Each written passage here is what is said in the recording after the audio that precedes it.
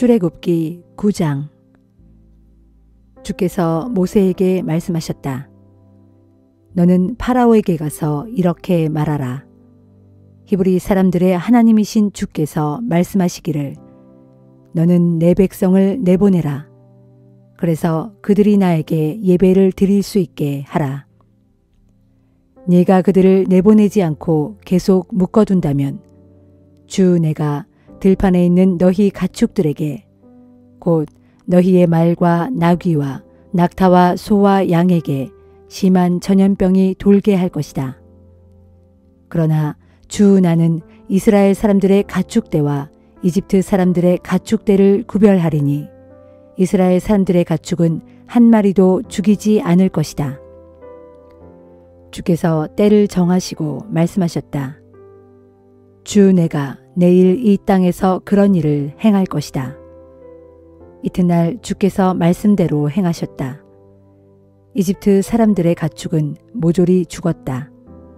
그러나 이스라엘 사람들의 가축은 한 마리도 죽지 않았다. 파라오가 사람들을 풀어 사정을 알아보게 했다. 정말이었다. 과연 이스라엘 사람들이 소유한 가축은 한 마리도 죽지 않았다. 그래도 파라오는 여전히 고집을 꺾지 않고 이스라엘 백성들을 내보내지 않았다. 주께서 모세와 아론에게 말씀하셨다. 너희는 화덕에 붙은 검댕을 두 손에 가득 움켜쥐어라.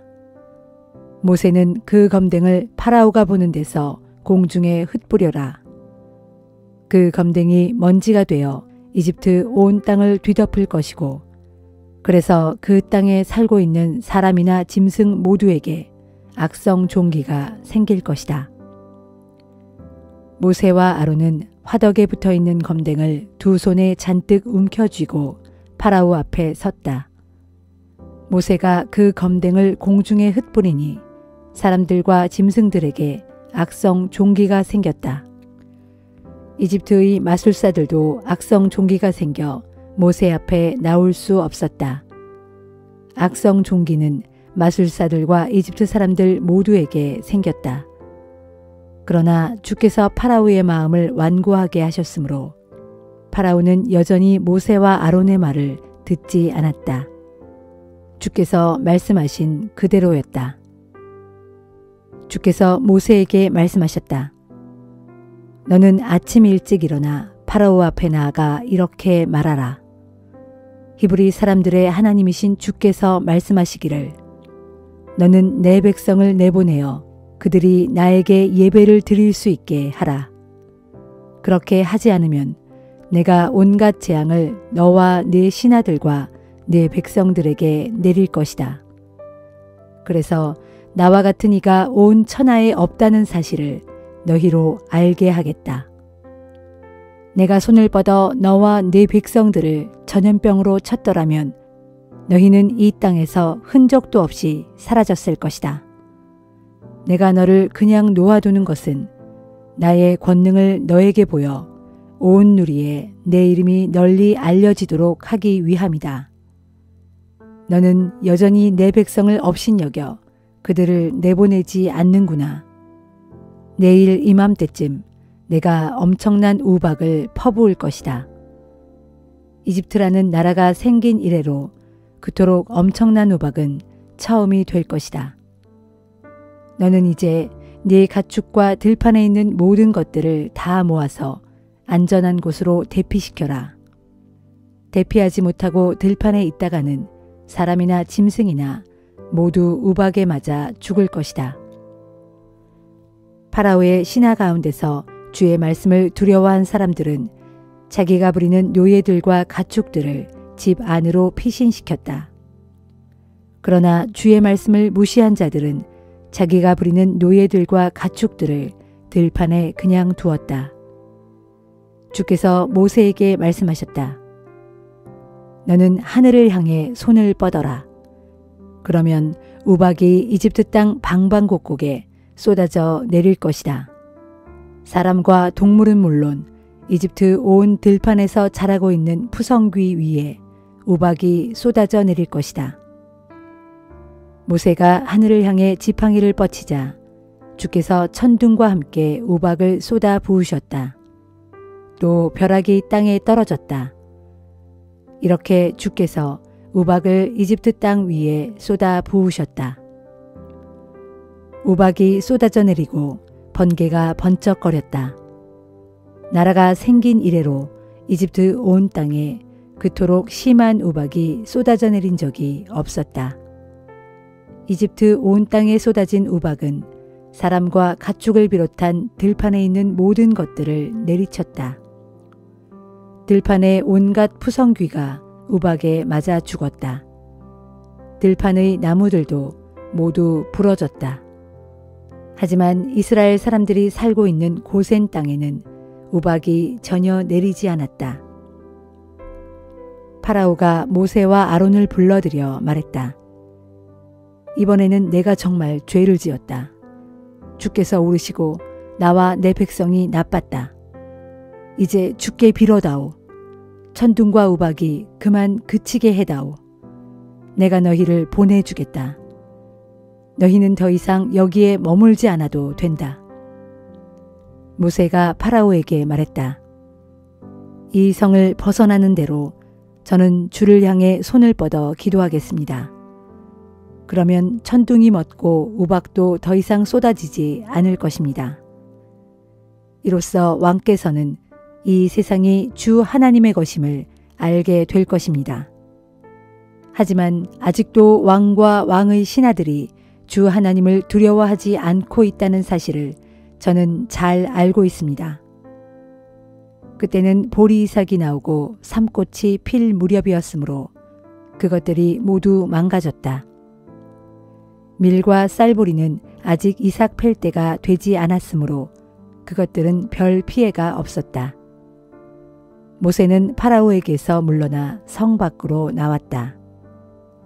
모세가 주를 향해 손을 뻗치니 천둥과 우박이 그치고 비도 더 이상 내리지 않았다. 파라오는 비와 우박과 천둥이 그친 것을 알고는 다시 죄를 지었다. 파라오와 신하들의 마음이 완고해졌다. 마음이 완고해진 파라오는 다시 고집을 피워 이스라엘 백성들을 내보내려 하지 않았다. 주께서 모세를 통해 말씀하신 그대로였다.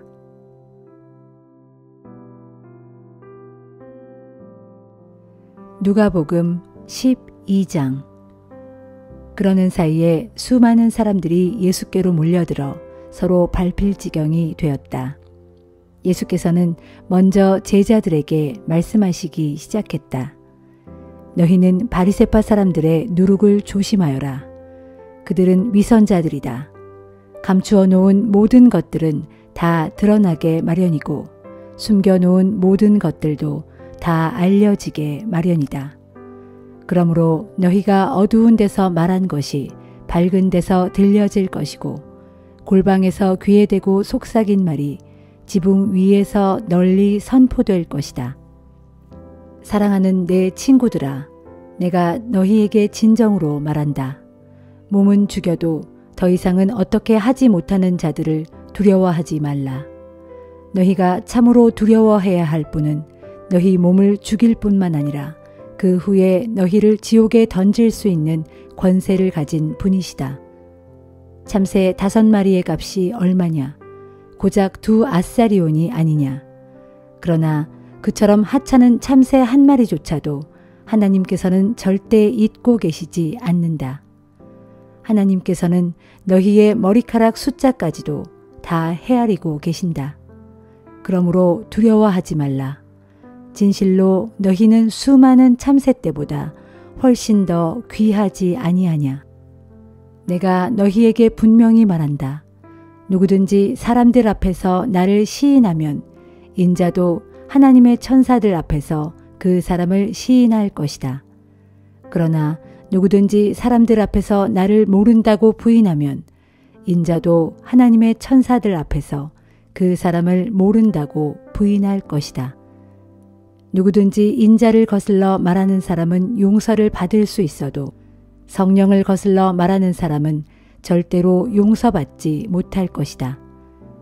너희가 회당이나 위정자들이나 권력자들 앞에 끌려가게 되면 그때 무슨 말로 자신을 변호할까 염려하지 말라. 그때 성령께서 너희가 마땅히 해야 할 말을 일러주실 것이다. 무리 가운데 한 사람이 예수께 말했다. 선생님, 제 형더러 유산을 저와 나누어 가지라고 말씀해 주십시오. 예수께서 그에게 대답하셨다. 이 사람아, 누가 나를 당신들 재판관이나 재산 나누는 사람으로 세웠소? 그리고는 사람들을 향해 말씀하셨다. 여러분 모두는 정신을 바짝 차리십시오. 탐욕이 여러분을 좀먹지 않도록 항상 경계하십시오. 사람의 생명은 그가 가진 재산의 많고 적음에 결코 달려있지 않습니다. 그리고 예수께서 비유로 그들에게 말씀하셨다. 기름진 농토를 가지고 있는 한 부자가 있었습니다. 그 해에도 큰 풍년이 들어 그 부자는 자기 곳간을 가득 채우고도 곡식이 남아 더 이상 넣어둘 데가 없었습니다. 그 부자는 어떻게 할까 궁리하다가 속으로 이렇게 생각했습니다. 그래, 곳간을 헐고 더 크게 지어야겠군. 그러면 내 곡식을 충분히 쌓아둘 수 있을 거야. 그렇게 하고 나서 나는 흡족한 마음으로 내 영혼에게 이렇게 말하리라. 내 영혼아, 나는 여러 해 동안 충분히 쓰고도 남을 만큼 많은 곡식을 쌓아놓았다. 그러니 이제부터 인생을 즐기자. 이제 편히 쉬면서 마음껏 먹고 마시고 흥청거리면서 살아가자. 그러나 하나님께서 그 부자에게 말씀하셨습니다. 어리석은 자야, 오늘 밤에 내가 네 영혼을 도로 거두어 갈 것이다. 그러면 너를 위해 그렇게 장만해 놓은 것들은 누구 차지가 되겠느냐? 그렇습니다. 자기 자신을 위해서는 많은 것들을 쌓아둘 줄 알면서도 하나님께 대해서는 마음 쓰기를 인색하게 하는 사람의 행로가 이와 똑같습니다. 예수께서 제자들에게 계속 말씀하셨다.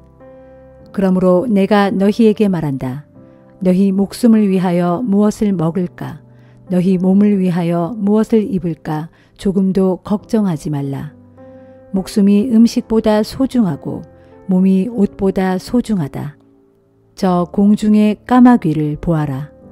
뿌리지도 않고 거두지도 않고 곳간에 쌓아두지도 않지만 하나님께서 그것들을 다 먹여주신다.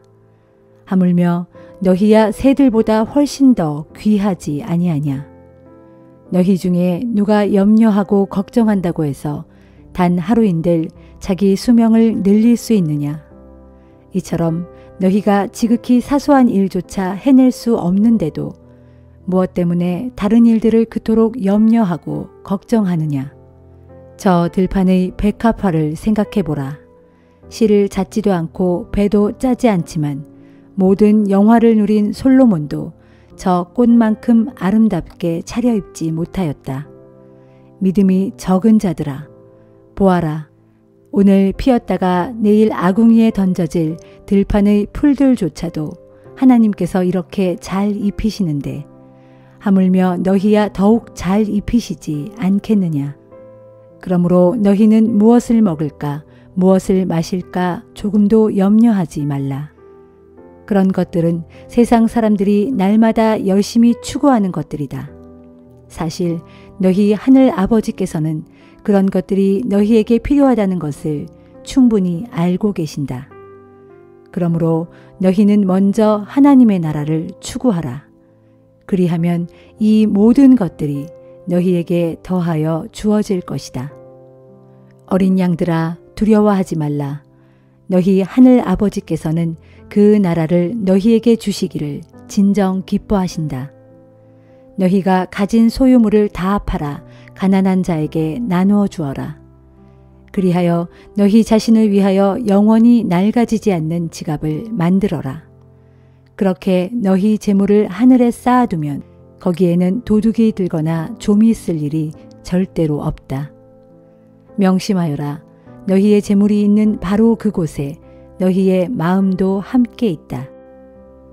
너희는 허리띠를 동여매고 등불을 항상 켜놓고 삼가 준비하고 있어라. 마치 결혼잔치에서 돌아오는 주인을 기다리는 사람처럼 주인이 문을 두드리면 금세 열어줄 준비를 갖추고 있어라. 주인이 돌아왔을 때 그처럼 미리 준비하고 기다리고 있는 종들에게는 복이 있다. 내가 진정으로 너희에게 말한다. 주인이 몸소 시중드는 사람의 옷을 입고서 그 종들을 식탁에 앉힌 후 그들의 시중을 들어줄 것이다. 주인이 한밤중에 오든 새벽에 오든 미리 준비하고 있다가 주인을 맞이하는 종들에게는 복이 있다. 너희는 이것을 알아라. 도둑이 언제 집에 들지를 알고 있다면 집주인은 도둑을 막아 자기 집을 안전하게 지킬 수 있을 것이다. 그러므로 너희도 항상 준비하고 있어라.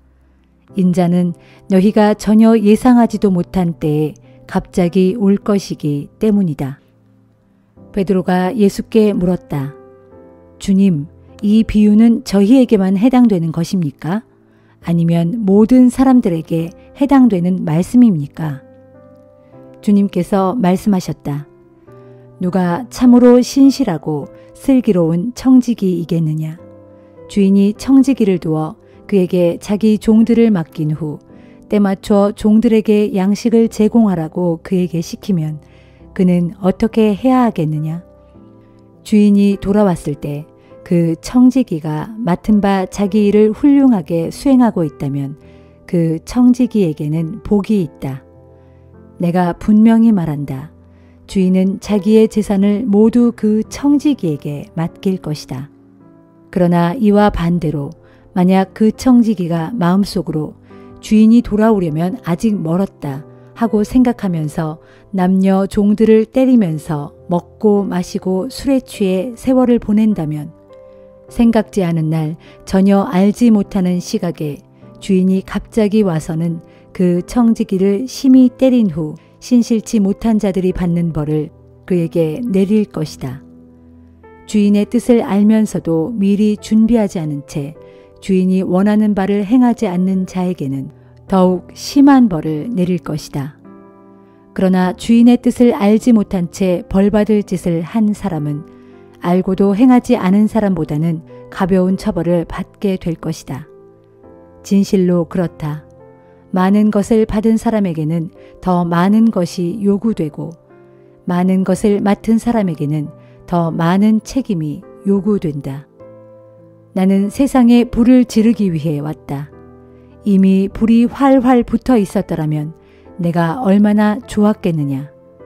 하지만 내가 받아야 할 고난의 세례가 있는데 이 일이 다 이루어질 때까지는 내가 얼마나 더 고난을 당할는지 모른다. 너희는 내가 세상에 평화를 주러 온 줄로 아느냐? 그렇지 않다. 오히려 분열을 일으키러 왔다. 한 집안의 식구가 5이라면 이제부터는 2씩 3씩 패가 갈라져서 싸우기 바쁠 것이다. 서로 분열되어 아버지가 아들과 대립하고 아들이 아버지를 등질 것이다. 어머니가 딸을, 딸이 어머니를, 시어머니가 며느리를, 며느리가 시어머니를 대적하여 서로 맞서 싸울 것이다. 예수께서 군중을 향해 말씀하셨다.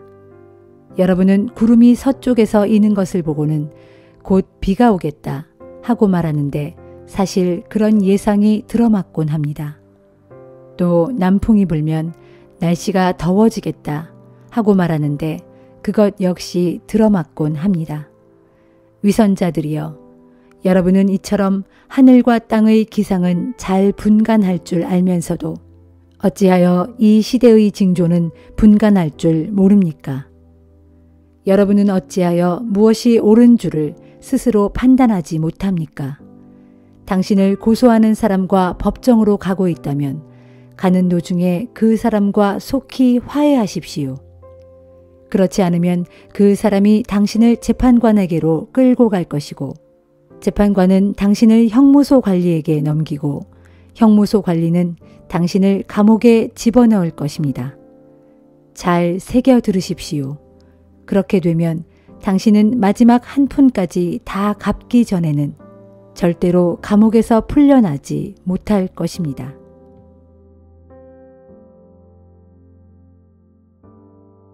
욥기 27장. 욥이 계속해서 비유를 들어 말했다.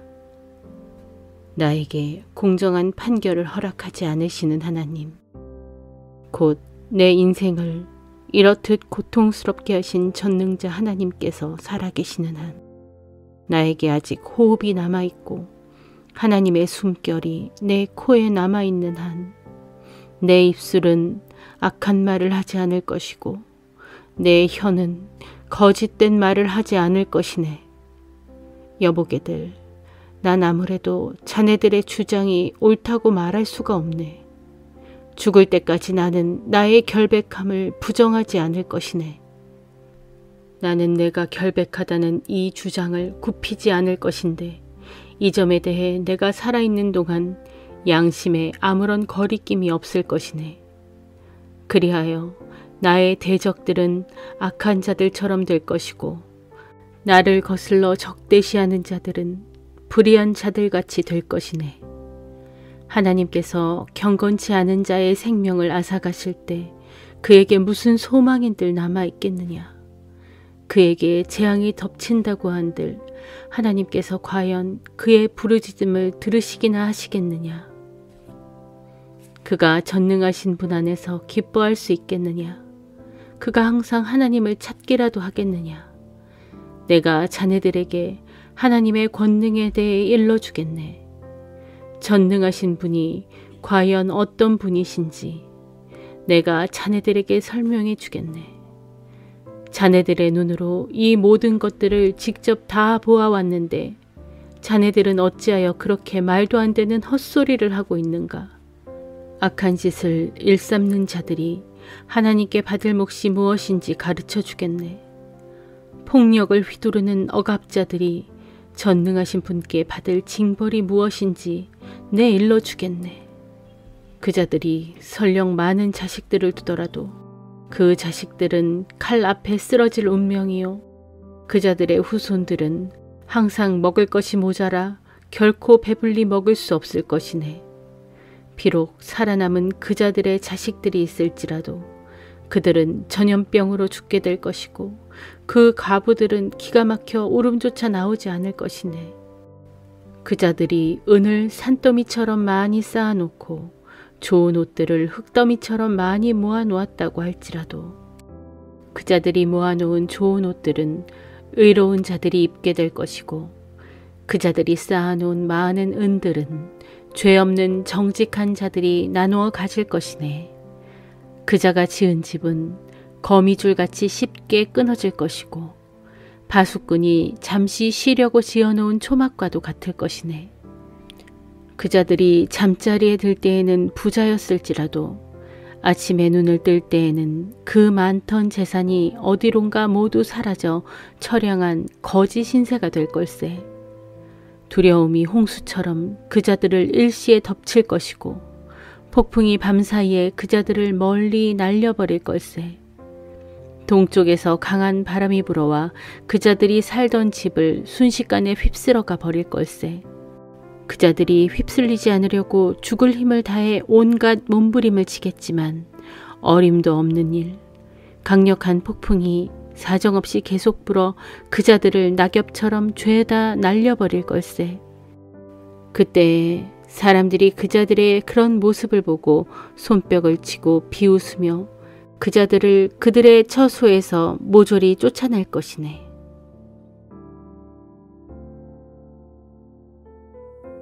고린도전서 13장. 내가 사람의 모든 방언과 천사들의 언어로 말을 한다고 할지라도 내게 사랑이 없으면 나는 단지 울리는 징이나 요란한 꽹과리에 지나지 않습니다.